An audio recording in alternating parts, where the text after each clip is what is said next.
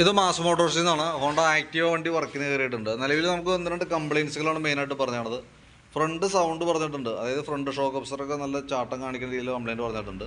Air filter check ചെയ്യുക, engine oil check ചെയ്തിട്ട് മാറ്റാം, പ്ലഗ് ചെക്ക് ചെയ്യുക, ഗിയർ ഓയിൽ ചെക്ക് ചെയ്യുക, ബാക്കിലത്തെ ഷോക്ക് അബ്സർ ചെക്ക് ചെയ്യുക. ഇത്രയും കേസാണ് മെയിനായിട്ട് പറഞ്ഞാണ്.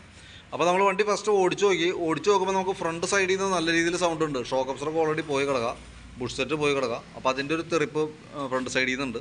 പിന്നെ വണ്ടി സ്റ്റാർട്ട് ചെയ്യാനായിട്ട് നോക്കുമ്പോൾ സെൽഫ് പ്രോപ്പറായിട്ട് വർക്കാവുള്ള, സെൽഫ് ഇടയ്ക്ക് വിട്ട് അടിക്കുന്നുണ്ടായുള്ളൂ.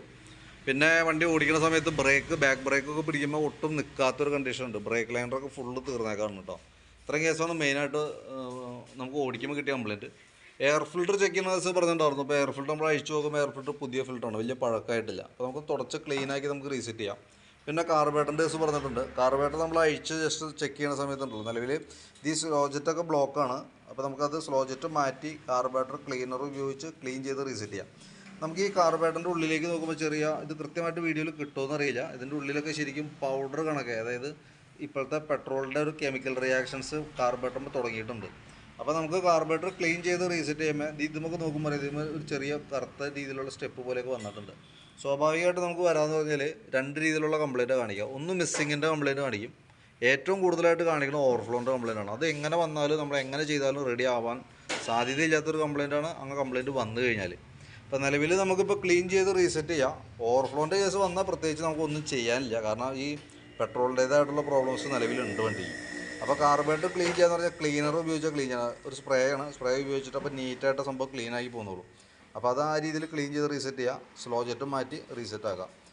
ഓവർഫ്ലോൻ്റെ പ്രോബ്ലം ഇല്ലയെന്നുണ്ടെങ്കിൽ ഭാഗ്യം, നമുക്ക് ആ രീതിയിൽ ഉപയോഗിക്കാം. ഇനി അതല്ല ഓവർഫ്ലോ വന്നു കഴിഞ്ഞാൽ വേറൊരു ഓപ്ഷൻ ഇല്ല, കാർബേറ്റർ അസംബ്ലി മാറ്റി കളയുന്നതൊക്കെയാണ് അതിൻ്റെ ഒരു പരിഹാര മാർഗ്ഗമുള്ളൂ. പിന്നെ നമ്മളതിൻ്റെ നോക്കുമ്പോൾ ഈ ചോക്ക് നിലവിലില്ല, ചോക്കിൻ്റെ ഇതൊക്കെ ഇതുമെന്ന് ഒടിഞ്ഞു പോയേക്കാണ്. അപ്പോൾ ചോക്കൊക്കെ കേബിൾ മാറ്റി വർക്കിംഗ് ആക്കി ഇടണം നല്ലത്. കാരണം നമുക്ക് സ്റ്റാർട്ടിങ്ങിൻ്റെ പ്രോബ്ലം എന്തെങ്കിലും വന്നു കഴിഞ്ഞാൽ ചോക്ക് വലിച്ചിട്ട് വേണം വണ്ടി സ്റ്റാർട്ട് ചെയ്യാനായിട്ട്. തന്നെയല്ല നമ്മളിപ്പോൾ കാർബേറ്റർ ക്ലീൻ ചെയ്ത് റീസെറ്റ് ചെയ്യുമ്പോൾ മാക്സിമം ട്യൂണിങ്ങിലേക്ക് ഇടാം. കാരണം ഇപ്പോഴത്തെ പെട്രോൾ എത്തനോൾ മിക്സ് ചെയ്തിട്ടുള്ള പെട്രോൾ 20% എത്തനോളാണ്. അപ്പോൾ അതുകൊണ്ട് തന്നെ അതിൻ്റേതായിട്ടുള്ള മൈലേജ് കുറവ് വണ്ടിക്ക് ഉണ്ടാവും. അപ്പോൾ നമ്മൾ പരമാവധി മൈലേജ് കിട്ടാവുന്ന രീതിയിലാണ് ട്യൂൺ ചെയ്ത് വയ്ക്കുകയുള്ളൂ. ആ ട്യൂൺ ചെയ്യുന്ന സമയത്ത് മാക്സിമം മൈലേജ് കിട്ടണമെന്നുണ്ടെങ്കിൽ പെട്രോളിൽ കത്തണേൻ്റെ അളവ് മാക്സിമം കുറച്ച് വയ്ക്കണം, എന്നാലാണ് നമുക്കത് ക്ലിയർ ആവുള്ളൂ. അങ്ങനെ വെക്കുമ്പോൾ സ്വാഭാവികമായിട്ട് രാവിലെ സ്റ്റാർട്ടിങ് കംപ്ലയിൻറ്റ് കാണിക്കും. ആ കാണിക്കുന്ന സമയത്ത് നമുക്ക് ചോക്ക് വലിച്ചാലാണ് വണ്ടി കറക്റ്റായിട്ട് സ്റ്റാർട്ട് ആവുള്ളൂ. അതിന് വേണ്ടിയിട്ട് ചോക്ക് നമ്മൾ കേബിൾ റെഡിയാക്കി ഇടണം. അപ്പോൾ രാവിലെ സ്റ്റാർട്ടിങ് കംപ്ലയിൻറ്റ് കാണിക്കുന്നത് കംപ്ലയിൻ്റ് അല്ല, ഓൾറെഡി മാക്സിമം മൈലേജ് കിട്ടാൻ വേണ്ടിയിട്ടുള്ള രീതിയിലാണ് ട്യൂൺ ചെയ്യണത്. അതുകൊണ്ടാണ് ആ പ്രോബ്ലം വന്നത് കേട്ടോ. പിന്നെ അതേപോലെ തന്നെ സ്പാർക്ക് പ്ലഗ് നമ്മൾ നോക്കി, പ്ലഗിൻ്റെ പോയിൻ്റൊക്കെ അത്യാവശ്യം ഒരുവിധം ലൈഫിലേക്ക് എത്തിയിട്ടുണ്ട്. അപ്പോൾ പ്ലഗ് വേണമെങ്കിൽ നമുക്ക് ജസ്റ്റ് ഒന്ന് മാറ്റിയിടുന്നത് നല്ലതായിരിക്കും. പിന്നെ അതേപോലെ തന്നെ എഞ്ചിൻ ഓയിൽ കേസ് പറഞ്ഞിട്ടുണ്ട്. എഞ്ചിൻ ഓയിൽ മാറ്റി കളയാം, കാരണം ഞാൻ അത്യാവശ്യം ലെവൽ കുറവ് കാര്യങ്ങളൊന്നുമില്ല, പക്ഷേ നല്ല രീതിയിൽ കളറ് മാറിയിട്ടുണ്ട്. അപ്പോൾ എഞ്ചിൻ ഓയിൽ നമുക്ക് മാറ്റാം. പിന്നെ ബാക്കിലത്തെ ബ്രേക്ക് ലൈനറുമായി ബന്ധപ്പെട്ടാണ്, ബ്രേക്ക് ലൈനർ മാക്സിമം അഡ്ജസ്റ്റിങ് കഴിഞ്ഞേക്കണം കേട്ടോ. അപ്പോൾ ബ്രേക്ക് ലൈനർ മാറ്റിയിടുന്ന കേസ് നോക്കാം, കാരണം ഒട്ടും ബ്രേക്കില്ല. പിന്നെ ഫ്രണ്ടിലത്തെ സൗണ്ട് എന്ന് പറയുമ്പോഴത്തേക്കും നമുക്ക് ഈ ഷോക്കപ്പ് കംപ്ലയിൻ്റ് ഉണ്ട്. വെറുതെ ഒരു ചെറിയ കട്ടറി ചാടിയാൽ പോലും നല്ല രീതിയിൽ തെറിപ്പ് കാണിക്കുക. പിന്നെ ഉള്ളത് ഈ ഷോക്ക് അബ്സർ കംപ്ലയിൻറ്റ് വരുമ്പോൾ മെയിനായിട്ട് ഡാമേജ് വന്ന 2 പാർട്സിലുണ്ട്. ഒന്ന് ലിങ്ക് സസ്പെൻഷൻ പോവും, പിന്നെ കോൺസെപ്റ്റ് കംപ്ലയിൻറ്റ് വരും. ഇത് രണ്ടും നിലവിൽ ഇതിൻ്റെയും കംപ്ലയിൻ്റ് ആണ്. അപ്പോൾ ഷോക്ക് അബ്സർ മാറുന്ന കൂട്ടത്തിൽ കൂടെ ഈ ലിങ്കിൻ്റെ ബുഷുകളും കൂടി മാറ്റിയിട്ട് കോൺസെപ്റ്റ് കൂടി മാറ്റിയാലാണ് ഫ്രണ്ടിലത്തെ സൗണ്ട് ഒരു പരിധി വരെ നമുക്കത് കൺട്രോൾ ചെയ്യാൻ പറ്റുള്ളൂ. കാരണം ഷോക്കപ്പ് പോയതാണ്, കാരണം ഓവർ ആക്ഷനാണ്, അതുകൊണ്ട് വന്നേക്കുന്ന കംപ്ലയിൻ്റാണ് ഇതല്ല കേട്ടോ.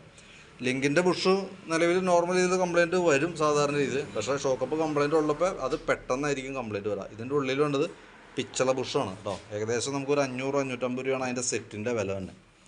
അപ്പോൾ അതെല്ലാം ഉൾപ്പെടുത്തിക്കൊണ്ടുള്ള ഏകദേശം ഒരു എസ്റ്റിമേറ്റ് ഞാനൊന്ന് പ്രിപ്പയർ ചെയ്യാം. അതിൻ്റെ ഡീറ്റെയിൽസ് വാട്സാപ്പിലേക്ക് ഇട്ടേക്കാം. ഫ്രണ്ട് അഴിക്കാത്തതിൻ്റെ കേസ് കാരണം നമ്മളിപ്പോൾ അഴിച്ചു കഴിഞ്ഞാൽ ക്ലിയർ ചെയ്യാണ്ട് റീസെറ്റ് ചെയ്യാൻ പറ്റില്ല. ഇപ്പോൾ പെർമിഷൻ കിട്ടി നമ്മൾ എസ്റ്റിമേറ്റ് വെച്ച് നോക്കിയതിന് ശേഷം മാത്രം അഴിച്ചാൽ മതി. അതുകൊണ്ടാണ് നമ്മൾ ഫ്രണ്ട് അങ്ങനെ നിർത്തിയേക്കണേ. ബാക്കിയത്തെ ഭാഗം നമ്മൾ അഴിച്ച് നോക്കിയത് ഇപ്പോൾ. അപ്പോൾ ഫ്രണ്ടിലത്തെ ഷോക്ക് അബ്സർ, ബുഷ് സെറ്റ്, അതേപോലെ തന്നെ കോൺസെപ്റ്റ്, ഈ പറഞ്ഞേക്കുന്ന ഭാഗങ്ങളെല്ലാം ഉൾപ്പെടുത്തി, plug, carburettor cleaner, slow jet, float valve എല്ലാം ഉൾപ്പെടുത്തിക്കൊണ്ട് എഞ്ചിൻ ഓയിലെല്ലാം ഉൾപ്പെടുത്തി ബാക്കിലെ ബ്രേക്ക് ഷൂ അടക്കം ഉൾപ്പെടുത്തിയുള്ള ഒരു എസ്റ്റിമേറ്റ് ഞാൻ വാട്സാപ്പിലേക്ക് ഇടാം. വീഡിയോ കണ്ടതിന് ശേഷം വാട്സാപ്പിൽ തന്നെ ഒന്ന് റിപ്ലൈ ചെയ്യാനായിട്ട് ശ്രമിക്കാം. കാരണം റിപ്ലൈ കിട്ടിയിട്ട് നമുക്ക് അതനുസരിച്ചിട്ട് വേണം വർക്ക് കംപ്ലീറ്റ് ചെയ്യാനായിട്ട്. ഫ്രണ്ടിലെ സൗണ്ട് മാറണമെന്നുണ്ടെങ്കിൽ ഫ്രണ്ട് ഫുള്ളായിട്ട് പണിയേണ്ട ഒരു സിറ്റുവേഷൻ ആണ് കേട്ടോ.